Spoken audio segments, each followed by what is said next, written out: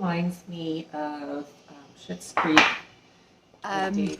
Oh, next step is to fold in the The cheese. recipe calls it fold in, and they had no idea what folding it in means. What does fold in the cheese mean? He folds it in. So, I guess you just fold it in.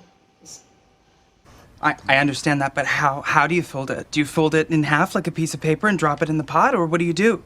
put it in, and just gently mix it together. David, I cannot show you everything. Okay, well, can you show me one thing? Attempt to fold in the crab with the sauce.